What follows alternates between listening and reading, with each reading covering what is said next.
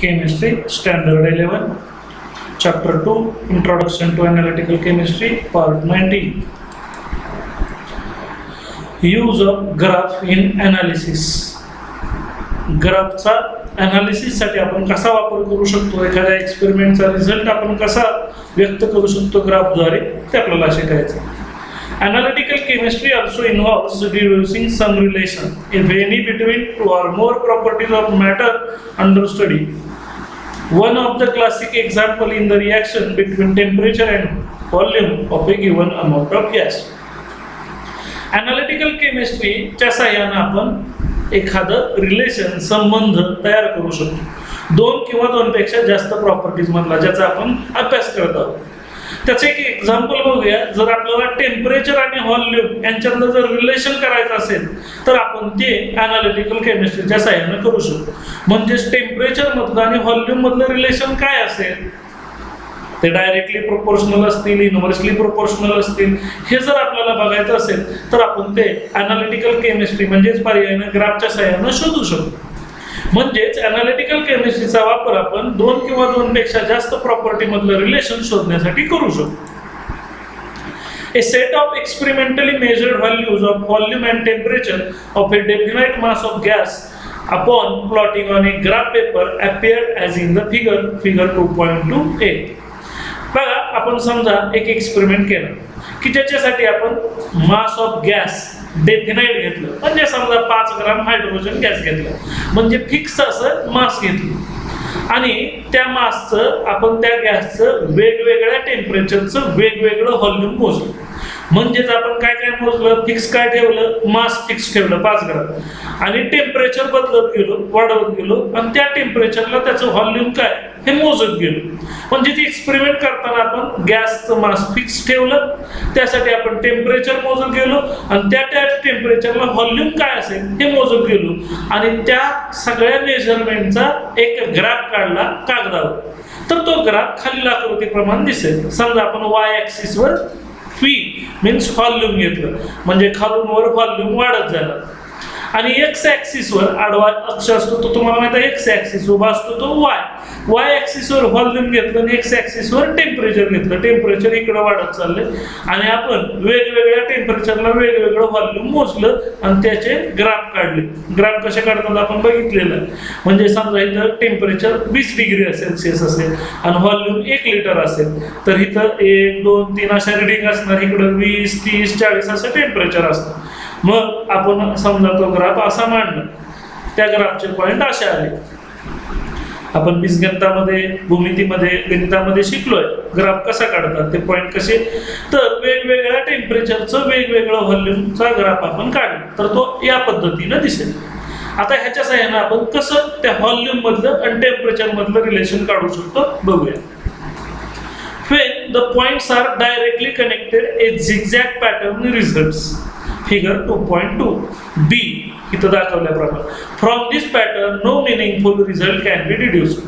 आता ते सगळे काढलेले पॉइंट आपण जोडले तर काय दिसतंय, एक झिगझॅग लाईन, नागमोडी रेषा दिसते. म्हणजेच ह्या नागमोडी रेषेवरून आपण कुठलाही रिझल्ट किंवा त्याच्यातलं काही रिलेशन शोधू शकत नाही. त्यासाठी ग्राफचं आपल्याला टेक्निक माहित पाहिजे. तुम्ही जर सगळे पॉइंट भूमितीप्रमाणे जोडत बसला तर त्याच्यावरून आपल्याला व्हॉल्यूम आणि टेम्परेचर मधलं कुठलंही रिलेशन मिळणार नाही. मग तो ग्राफ कसा जोडतात तेच आपल्याला शिकायचं. A zigzag pattern results due to many types of errors that occur in many measurements involved in experiment.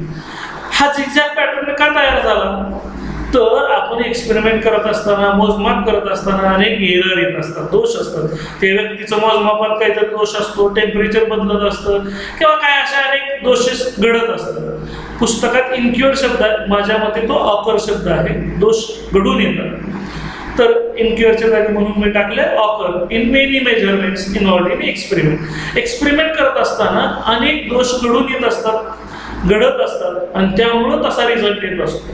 म्हणजेच तिथं पर्सनल ज्या व्यक्तीने एक्सपेरिमेंट केला त्याच्या एररमुळे तसा ग्राफ येतो. मग तो एरर आपल्याला घालवायचा आहे. मग तो एरर कसा घालवतात, figure 2.2 C shows a smooth curve which may be called an average curve passing through these points. In the above example, it happens to be straight line and the interference is that V is directly proportional to T. बघा graph हाच आहे, फक्त आता तो error घालवण्यासाठी काय करायचं, हे जर पॉइंटच्या मधनं बरोबर ॲव्हरेज अशी जर रेषा काढली तर ती सरळ जाईल. हे पॉइंट त्याच्यापासून समान अंतरावर आहेत, म्हणजेच हे झिगझॅग पद्धतीने जोडण्याच्या ऐवजी एनालिटिकल केमिस्ट्रीमध्ये काय करतात, ह्या दोन्ही पॉइंटच्या मधनं जाणारी बरोबर ते दोन्ही पॉइंट्स समान अंतरावर राहतील अशी एक स्ट्रेट लाईन काढली जी ओरिजिन मधून जाते. आणि ह्या स्ट्रेट लाईन मुळे आपण सांगू शकतो की व्हॉल्यूम ज्यावेळेस अशी स्ट्रेट लाईन असते डायरेक्टली पासिंग थ्रू ओरिजिन, त्यावेळेस ज्या क्वांटिटी असते वाय ऍक्सिस वरची एक्स ऍक्सिस वरची त्यांचं रिलेशन हे डायरेक्टली प्रोपोर्शनल असतं. म्हणजे टेम्परेचर वाढले की व्हॉल्यूम वाढतं, टेम्परेचर कमी झाले की व्हॉल्यूम कमी होतं. म्हणजेच ही स्ट्रेट लाईन सांगते की व्हॉल्यूम हे डायरेक्टली प्रोपोर्शनल आहे टेम्परेचरला. म्हणजेच आपण येणाऱ्या रिडिंग प्रमाणे ग्राफ न काढता आपण त्याच्या ॲव्हरेज न ग्राफ काढला. अशा टेक्निक एनालिटिकल केमिस्ट्रीमध्ये वापरावे लागतात की उगाच झिगझॅग जोडून आपल्याला त्याच्यावर काहीच अर्थ मिळणार नाही. म्हणून आपण असा एक ग्राफ काढला की तो त्या दोन्ही पॉइंट पासून समान अंतरावर असेल आणि आपल्या लक्षात येते हा पॉइंट आणि हा पॉइंट समान अंतरावर आहे. म्हणजेच हा जो एरर आला हा पॉइंट लांब जाण्याचं कारण त्या व्यक्तीनं रिडिंग घेताना घेतलेले दोष असतात किंवा घडवलेले दोष असतात आणि त्यामुळे रिझल्ट असा थोडासा बदलत असतो. आणि त्यावेळेस आपल्याला तिथं मीन म्हणजेच ॲव्हरेज काढून असा एक ग्राफ काढावा लागतो आणि मग त्या ग्राफवरून आपण रिझल्ट सांगू शकतो की व्हॉल्यूम हे डायरेक्टली प्रोपोर्शनल आहे temperature. While fitting it to a smooth curve, care is taken that the plotted points are evenly distributed about it mathematically. Even distribution is understood as follows. From each point, draw a perpendicular to the curve. The perpendicular represents deviation of each point from the curve, figure 2.2b. The positive deviations are shown in red and negative deviations are shown in blue. आता पुस्तकात कुठंच काय दाखवलेलं नाही, पण actually काय आहे ते सांग. तुम्हाला जर कर्व काढायचा असेल, फिट करायचं असेल, आता आपण रेषा काढणार आहोत, ते ॲव्हरेज काढणार आहोत, त्यावेळेस काय काळजी घेतली पाहिजे. Care is taken that the plotted points are evenly distributed about it. म्हणजेच अशी सरळ रेषा काढताना आपण काळजी घेतली पाहिजे जे पॉइंट्स आले होते ते त्याच्यापासून समान अंतरावर पाहिजे. नाहीतर हा पॉइंट त्याच्यापासून भरपूर लांब आणि हा पॉइंट अगदी जवळ असं नाही. बघा इव्हनली डिस्ट्रीब्यूट आहे, जेवढ्या जवळ आहे तेवढ्याच हा दूर आहे, हा वर आहे तेवढाच हा खाली आहे, हा जेवढा वर आहे हा तेवढाच खाली आहे. म्हणजेच ह्याला म्हणतात इव्हन डिस्ट्रीब्युशन. आणि त्यामुळं अशा प्रत्येक पॉइंटवरनं जर आपण असा परपेंडिक्युलर काढला, मग वरच्या रिडिंगसाठी जो असेल तो परपेंडिक्युलर लाल रेषेनं काढायचा. म्हणजे समजा आता इथं आपण असा परपेंडिक्युलर काढला तर ती लाल रेषा, इथं लाल रेषा, इथं अशी लाल रेषा. मग समजा हे 1 सेंटीमीटर असेल, हे 1 सेंटीमीटर असेल, हे 1 सेंटीमीटर असेल, म्हणजे टोटल किती झालं 3 सेंटीमीटर. मग हे डेव्हिएशन जे आहे ते पॉझिटिव्ह, कारण हे रिडिंग हाय आहे, ग्राफपासून हाय आहे म्हणून त्याला पॉझिटिव्ह डेव्हिएशन म्हणायचं. आणि ह्या 3 रिडिंग त्या ग्राफच्या खाली आहेत म्हणजेच ते निगेटिव्ह डेव्हिएशन. मग निगेटिव्ह डेव्हिएशनचा परपेंडिक्युलर काढताना निळ्या रेषेनं काढायचा. इथं दाखवलेलं नाही पण असे परपेंडिक्युलर काढायचे. समजा हा 1 सेंटीमीटर असेल, हा 1 सेंटीमीटर असेल, हा 1 सेंटीमीटर असेल, असं निळ्या रेषेनं काढायचं. मग जे पॉझिटिव्ह डेव्हिएशनचे परपेंडिक्युलर आहे त्याची